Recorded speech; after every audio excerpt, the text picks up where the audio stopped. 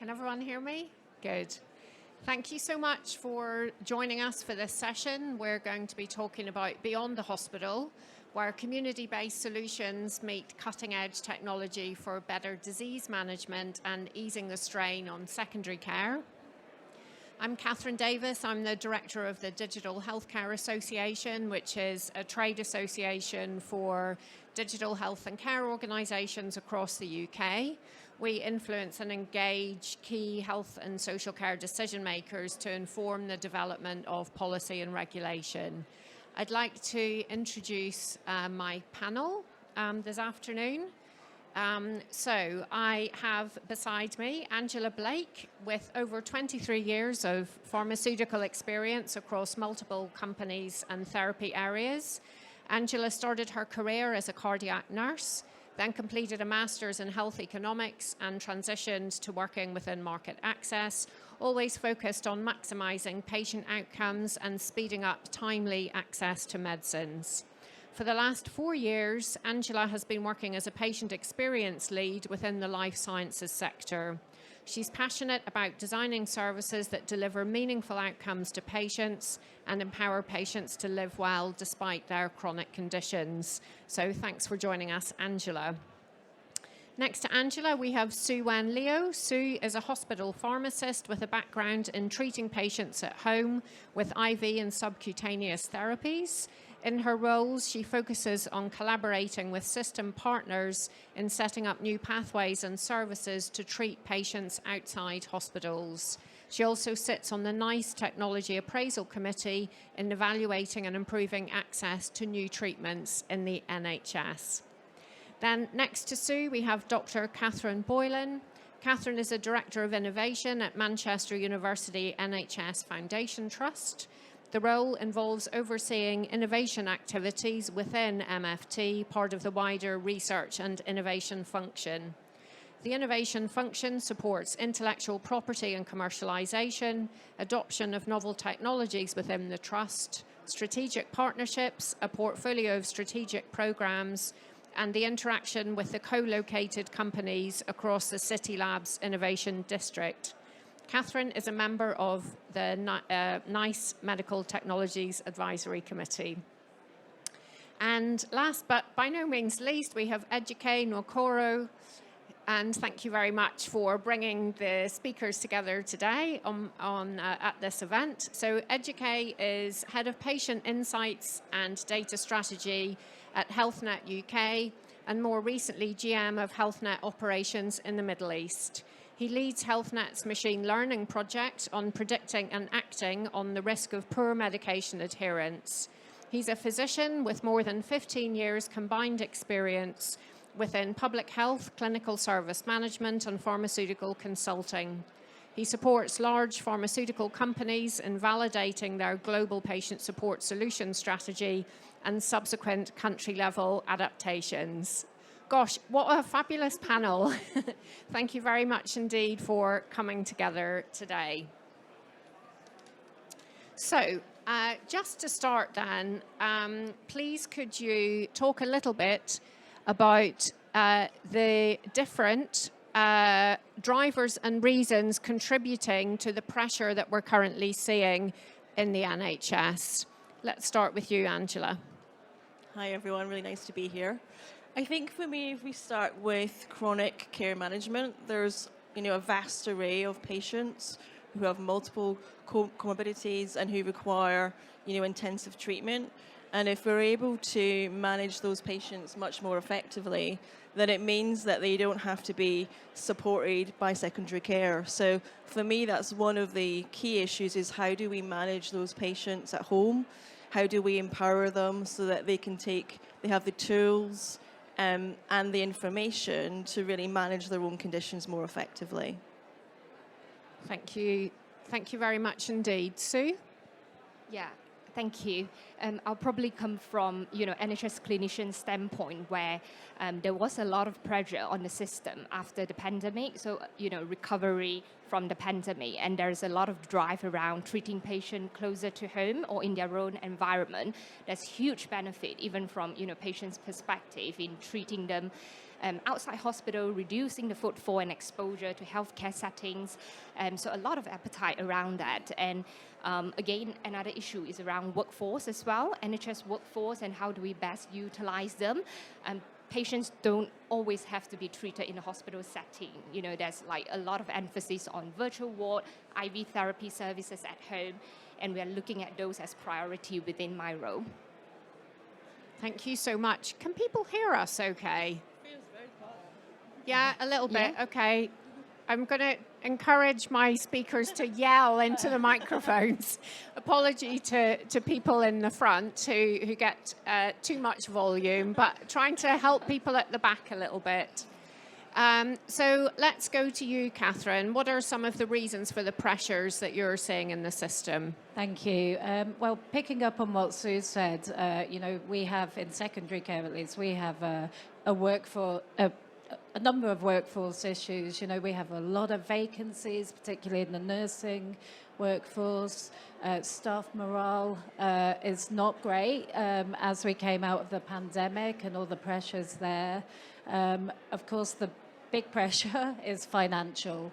So, you know, budgets are being increasingly squeezed, and being able to innovate or do something new and is really difficult within all of that context, I think. Thank you. And Educate Health works with partners all across the system. What are some of the challenges that you see across the NHS? So I'm going to maybe go against the grain here. I'm not going to come at you with the common reasons: chronic disease prevalence, medication adherence. You know that already. I'll take a different angle. Now, if we look at the wider society, we've got poor housing, low income, unemployment rates, even a lack of secured employment. Now, all of these things are on the rise, and guess what? They drive up demand for healthcare. Let's get it right. The NHS is not going to solve poor housing, are they? They're not going to take care of low income. Problem is, when these things drive up demand for healthcare, where does the pressure pile up? It comes to the NHS, doesn't it? Now, from my perspective, one of the reasons why we have this pressure building up is that we have not invested sufficiently in an outlet when this pressure piles up. So there's going to be an investment into some sort of community-based support so that the NHS can let out some of this pressure. There was a recent report by Lord Darzi on reform in the NHS, and something stood out for me, that people keep coming back into hospital because we've not invested enough in the community. That's just what it is, right? And so we tend to have this knee-jerk reaction when people talk about waiting lists and pressure. What do? We increase funding in hospitals. That's okay.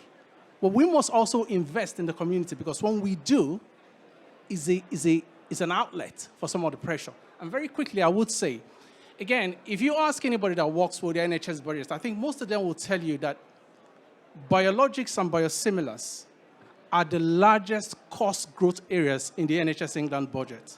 That's not hyperbole. That's fact. Now, you may think it's a good thing. So more patients have access to innovative therapy. That's great for the patient. There's no doubt about that. We spend about 6.9 billion or 9.4 billion pounds on biologic therapies. So it's also a cost-saving opportunity for the health system. But what we don't talk about enough is that these specialized treatments often come with monitoring requirements. Who do you think is going to do it? The NHS. So that's the pressure right there. So that's kind of one of the two ways I wanted to highlight. I'm sure we'll come back to them in the course of the conversation. Thank you so much. So, Catherine, could you talk to us a little bit about some examples of community-based interventions that you've been involved with in Manchester? Well, the trust I work for also hosts the local care organisation, which is essentially a federation between secondary care, the trust, community services, primary care, and the local authority for social care as well. And one of the things that we have found has been incredibly successful, and it was, I talked at the beginning about the downsides of the pandemic, but actually the pandemic also kind of drove a number of innovations. So the thing that we're finding is working, because it is done in a partnership approach, is the Hospitals at Home project, the program which my trust hosts for the city that we work for. So that's been incredibly useful. What we're trying to do at the moment is really, we've got that, we've embedded well-established technologies, but how we can then use that actually as a platform for more technology-driven care. For instance, linking in Hospital at Home with potential remote monitoring technologies, wearables, things like that. So that's something that's working well locally. I think there's still, in terms of numbers, the numbers of virtual wards beds are not huge. So I think there's more that you can do there around scale and sustainability for sure. But that kind of model feels to me like, it works for reducing that pressure on secondary care. Thank you. Sue, could I come to you next? Could you tell us about the role that pharmacists and pharmacy can play in community health? Yeah, absolutely. So I'll probably extend from what Catherine just mentioned. So one of the key services I co-lead within my role is the OPAT service, where we treat patients who require IV antimicrobials or antibiotics at home. So there's huge opportunity for clinicians like pharmacists and pharmacy technicians to get involved in home care therapy like the OPAT. So we look at the adoption of new medications that could be delivered in community settings. We look at the design of the services and patient pathway that flows across the interface. We also get involved in procurement and tendering as well at local or regional level to choose the best provider to provide that service for our patients. And obviously we manage things to do with like shortages as well, medication shortages, and ensure continuity of care when patients get treated at home. So there's a huge, range of how pharmacists get involved in community-based interventions or home care therapies.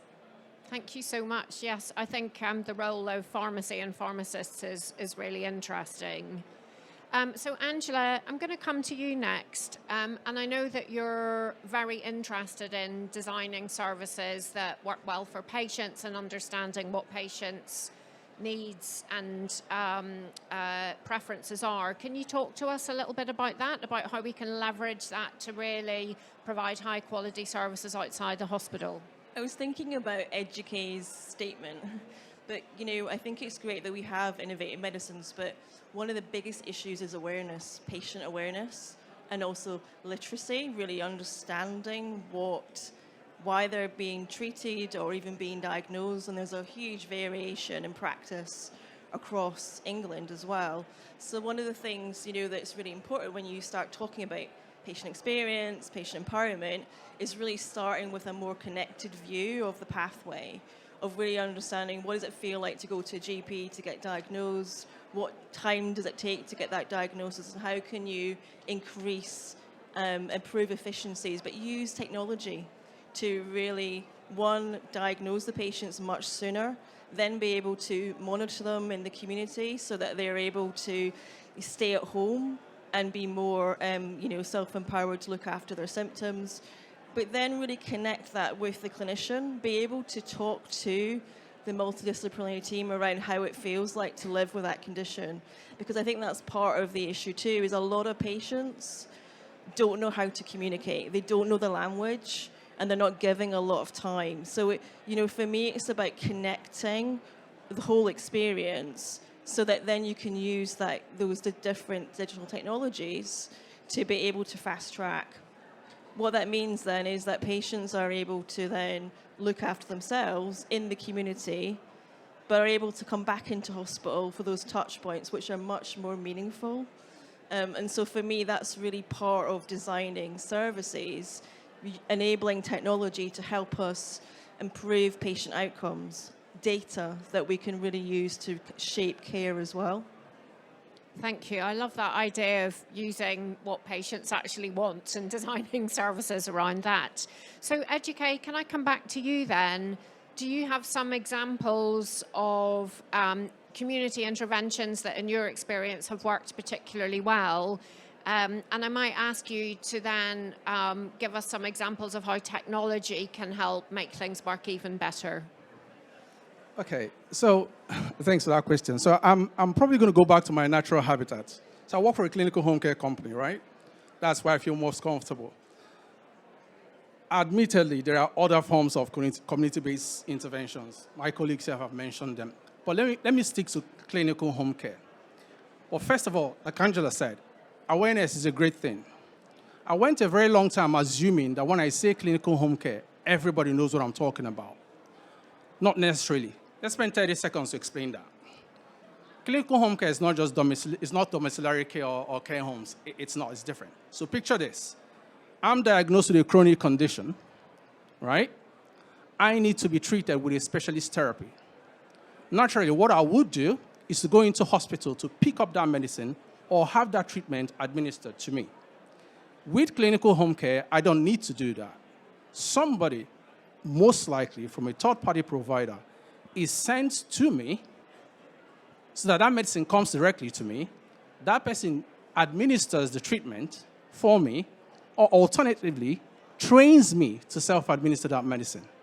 In addition, this provider can also implement, let's say, ongoing tailored intervention. I'll come back to examples to help me stay compliant and adherent to therapy. So when I say clinical home care, it includes all of this. Why am I going through this? Because I think it's important to start from what it is and what value does it provide to the NHS.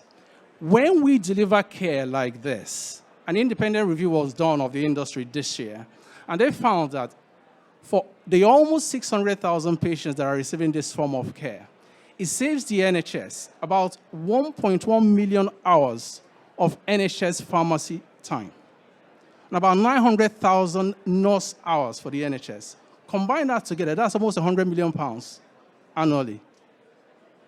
If I start counting impact on medication wastage, value for the patient, the contribution to the UK health economy is about £250 million. That's huge. But here's the kicker. Even with all of this, we have reason to believe that we are only using these types of services at just 10% of its potential. 10%. I would like you to imagine what would happen if we scaled that up to 30%. I mean, I'm not even going to say 100%. Let's just go 30% or 40%. The impact on NHS capacity and the pressure will be astronomical. Here's where technology comes in. Because I don't believe that we can actually scale this up to the level that we want to without tech. So I'll give you an example and I'll stop. So for example, if I said this to a few people this morning already, if I get referred to clinic, I walk up to my doctor and he decides, you've got a chronic condition, I've got to send you to home care, I'll refer you. And the paperwork starts, right? In some cases, it might be 2 weeks, 3 weeks, God knows, even 4 weeks, before a clinical home care provider calls me up to set up my first interaction, whilst the paperwork makes its way through the system. Now, we built a clinician portal that lets that clinician make the referral whilst the patient is sat there in his office or her office. And the moment they make that referral, we get a notification. When the patient gets back home, we're calling them. That's a world of difference. That's just a small example of what tech can do. I think I'll pause now because later on in the conversation, I'm sure we'll talk about emerging technology, and maybe I'll go into more depth or how we're taking this a step further, how we're utilizing AI to kind of revolutionize the whole thing and kind of bring more value to the whole healthcare system. Thank you so much. Catherine, can I come back to you? Can you give us an example of how people have worked in partnership in Manchester to deploy technology to help keep people out of hospital?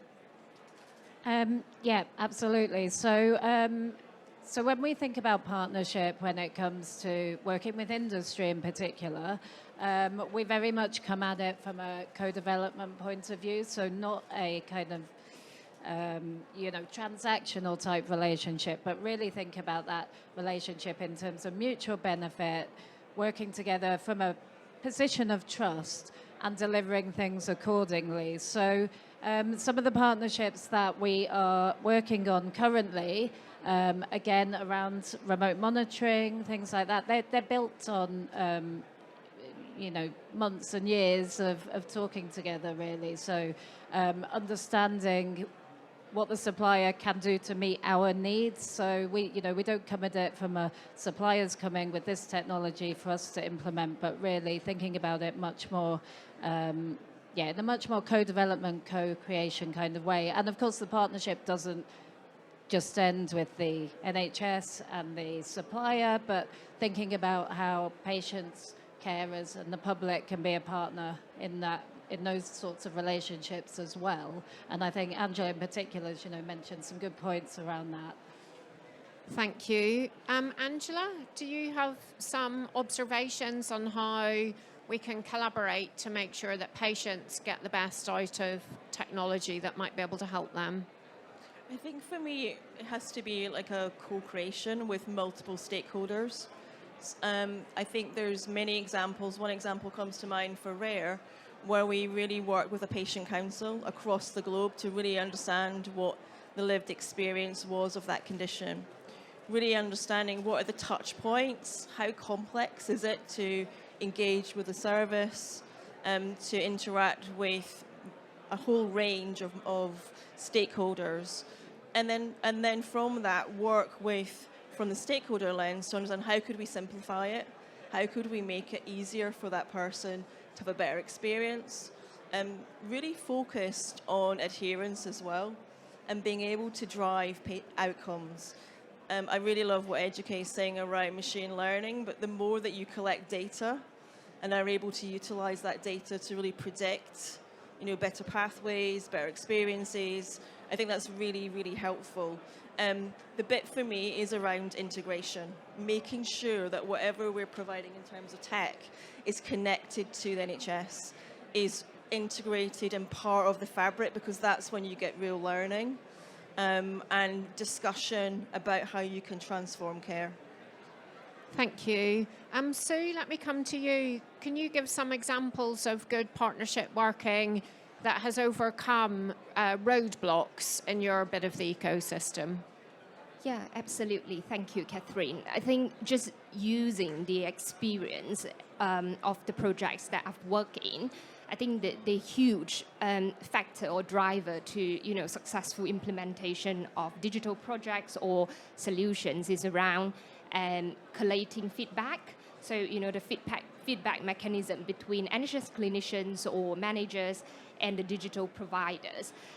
So there are some key themes that I've picked up in several projects that I got involved in. So NHS clinicians do want certain degree of autonomy in designing the content of their kind of guidelines or policies within certain digital platforms, but at the same time they still want standardized output to allow regional, national benchmarking. So one of the main challenge for digital providers and designers are around how do you design your platform to allow a degree of DIY by NHS Trust in terms of content, but at the same time still allow meaningful output to inform bigger decisions at macroeconomy level, benchmarking and sharing best practices, driving intelligence at regional, national level. So those are the two key themes that I've picked up. And just coming from a practical side of things as well, I think we cannot overlook the practicalities in implementing digital solutions or databases. So again, the successful ones that I've seen is having really effective implementation team on both ends, on the NHS side and on the digital provider side. So, in the initial implementation phase, in the fine-tuning and troubleshooting phase, where there's a lot of communication and actions, happening on both ends. So we do need really efficient implementation teams on both ends. So I think those are, the key themes just drawing from my experience. Thank you. Yes, I think we can't underestimate the challenges from implementation and getting that right. So important. Educate, can I come back to you? You talked rather tantalizingly about the opportunity from AI. Can you say a little bit more about that, and in particular, how partnership working can be key in this area? Thanks, Catherine. Okay, so I'll give you an example. We talked about this whole clinical home care thing. Today, maybe 70 to 75% of clinical home care services, enhanced nursing support, patient support program, call them what you will, 70 to 75% of them are pharma-sponsored, right? Patients are referred to those services from the NHS. We, the private guys, implement these services. Now, here's an opportunity of collaboration. I talked about scaling up earlier. If we're really serious about going from 600,000 people in this country to 6.8 million being supported through clinical home care, because we know that when we do that, we seriously relieve the NHS of pressure. But if we're serious about making that transition, here's how AI would help. So just this year, we built a new platform. It's an AI-driven platform that utilizes a myriad of data points to predict which patients are most at risk to drop off therapy. And we think that's game-changing. Here's how. If I had 10,000 patients, and I knew that 15% of them have a high risk of dropping off therapy in 3 months' time, think about how that changes the game. Because then we're able to deploy tailored interventions earlier. Research has already told us that when you deploy such interventions early and they are tailored based on individual patient need, risk, and persona, when you do that early, you stand a better chance of altering adherence behaviors. That's why it's game-changing. Here's another reason why. I'm an NHS clinician. I've got 10,000 patients that have just been switched to a new biosimilar. I've got 2 problems. One, how am I going to manage the admin of referring 10,000 of them? Well, the platform helps you do that by the click of a button. We get the notification. And here's another way. I've got 10,000 patients. I know some of them may require enhanced support. I've got to go through some level of assessment to determine who.